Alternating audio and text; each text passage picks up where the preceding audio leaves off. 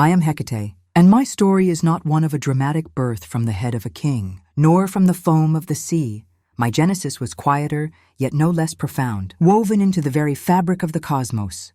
As it stretched and solidified, I existed before the Olympians, before the Titans, truly reigned in a liminal space that suited my nature perfectly. I remembered the vast swirling chaos that preceded form, a primordial soup of potential, both terrifying and exhilarating in its boundless energy. From this undifferentiated expanse, I began to coalesce a consciousness emerging from the deep, a spark of awareness in the swirling void. My first sensations were of the profound darkness, not an absence of light, but a rich, fertile void pregnant with possibility, a canvas upon which all creation would eventually be painted. I felt the subtle currents of magic, the raw, untamed power that pulsed through the nascent universe. The whispers of what was to be, and I understood even then that my domain would forever be at the crossroads where worlds meet, where choices are made, where the veil between what is and what could be is thinnest. It was a knowing that settled deep within my being, an innate understanding of the thresholds and transitions that define existence. My parents, Perseus and Asteria, were titans, yes, but they were not of the warring, earth-shaking kind that would later dominate the ages. Perseus, the titan of destruction, and Asteria, the starry one goddess of nocturnal oracles and falling stars. Their union, though seemingly disparate, was in fact a perfect crucible for my essence.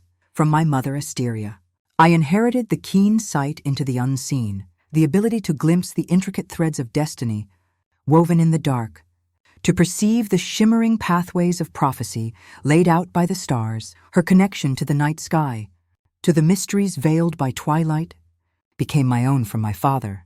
Perse, I gained an understanding of the necessary dismantling that precedes creation, the power to break down barriers, both physical and spiritual, to clear the way for new beginnings. He taught me that true power often lies not in building, but in the intelligent dissolution of what no longer serves. This duality, the insight into what is ending, and the foresight into what is beginning, became the cornerstone of my being. I watched as the world took shape. As the first gods asserted their dominion, their immense powers carving out realms and responsibilities. I saw the rise of Uranus, then Kronos, and finally, the tumultuous earth-shattering reign of Zeus, while the others clashed and vied for power, their battles shaking the very foundations of the cosmos. I remained observing from the periphery, learning and quietly cultivating my unique gifts. I did not seek the thrones of Olympus, nor did I desire the overt dominion that came with them.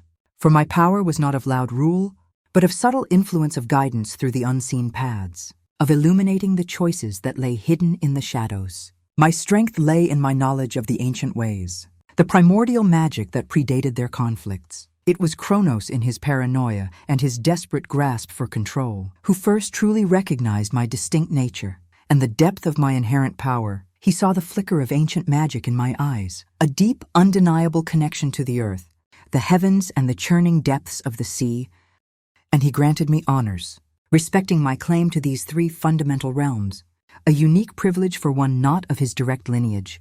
I was a bridge between the old and the new, a constant in a changing universe.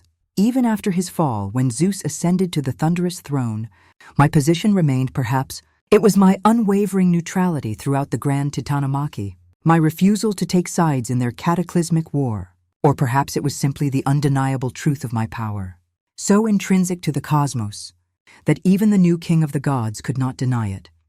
Zeus, too, honored me, allowing me to retain my ancient privileges and domains, a testament to my enduring presence and the fundamental nature of my magic. And so I came to be not as a conqueror, but as a keeper of the ancient ways, a guide for those who seek the hidden truths.